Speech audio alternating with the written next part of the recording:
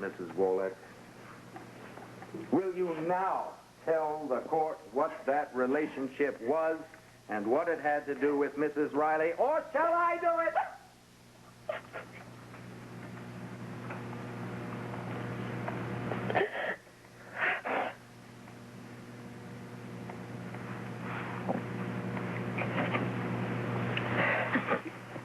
There is no need for you to do that, Mr. Callison. I will tell them.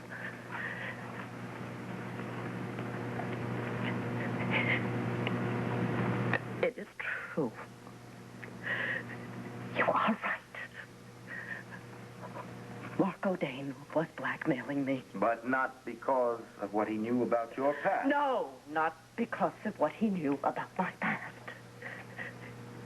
He learned that I was. You were what, Mrs. Wolek? I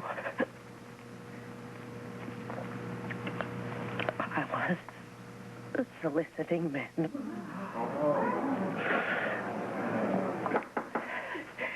You see, when I came to Landview, I was very lonely and very frightened. And I didn't know what I was doing, and I had made up my mind to stop. But Marco had found out what I was doing. And he threatened to go to my husband and tell him about my past with him in Denver.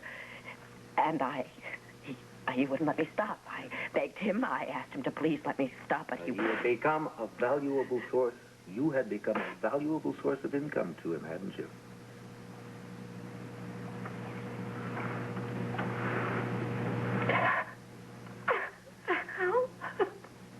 How much more do you want, Mr. Callison? Haven't I said what everyone wants to hear? What you want everyone to hear? That I am a common hooker like Katrina Carr? That Mark O'Dane was my pimp? Is that what you want me to say? What do you want from me? You want blood? You want me to say that I'm lower than the lowest piece of scum? You want more filth? You want more slime? You want more names? I'll give you another name. Talbot Huddleston. He was my first John. He was the first in a string of so many men I don't even remember their names. No. No. Are you satisfied? In order to give the witness a chance to compose herself, this court will recess for 30 minutes. All right. Karen, please, let's get her out of here. Karen. Oh, Larry. Take me out of here. Come on. Oh, Karen.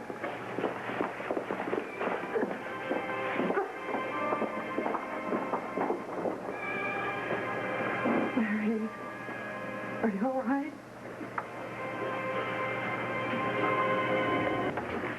Larry.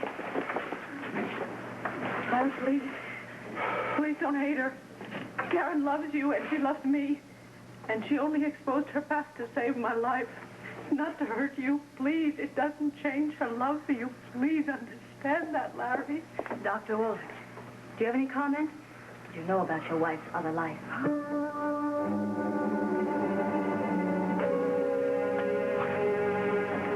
Edwina, you have no decency for a human.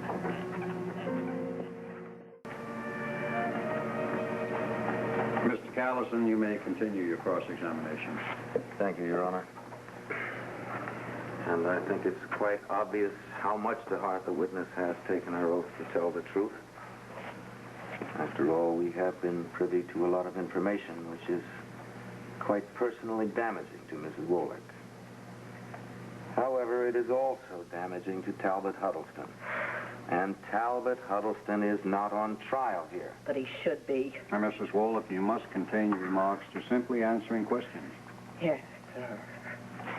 Now, under the guise of having given testimony to clear Mrs. Riley, all you have done, Mrs. Wallach, is to give testimony about an unsavory and illegal past. Now, you are aware that prostitution is illegal, are you not? Yes, and so is blackmail.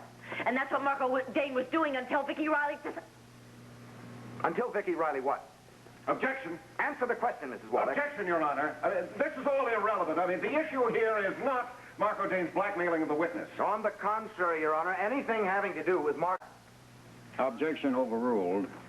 Witness will answer the question. Yes, Vicky Riley knew that Marco was blackmailing me into being on the streets. And, she went to Marco and she used her power, her legal power, as the owner of a newspaper, and she had written an article and she threatened to put it in the banner. And that's why Marco hated her so much. And perhaps why she hated him? Objection. Sustained. All right. But this still has nothing to do with Talbot Huddleston, does it? Except to point out how grateful you are to Mrs. Riley and how much you owe her a favor. Objection. I'll rephrase that. Are you on the stand, Mrs. Wallach? Because you feel you owe Mrs. Riley a favor, because you feel a sense of gratitude to her. Yes. And because for whatever reason, you dislike Talbot Huddleston and you've decided to make him the scapegoat. No, that is not true. I know that he killed Marco Dane. I know he did. He did that. You have presented no evidence to this court of anything except that you were a hooker for Marco Dane and that Talbot Huddleston possibly availed himself of your services. And that he happened to be in the post office the same time you were yesterday. Now, do you know what that adds up to, Mrs. Wallach? Slander. Pure and simple. Objection, Your Honor. This is conjecture, pure and simple, on the prosecution's part. Sustained. All right. The fact is, we have run a check on Talbot Huddleston. And to the best of our knowledge, he has committed no crime, has no history of ever having committed a crime in a long and distinguished career as a respected citizen of this town. Not true. Therefore, this court has no reason to even consider your allegations, Mrs. Wallach, that Talbot Huddleston has committed any crime at all, let alone murder. You want a reason? I will give you a reason. Talbot Huddleston has committed a murder. He ran over Brian Kendall in the street and he left him there to die. And the reason I know that is because I was there. In the car, I saw it. He wouldn't stop.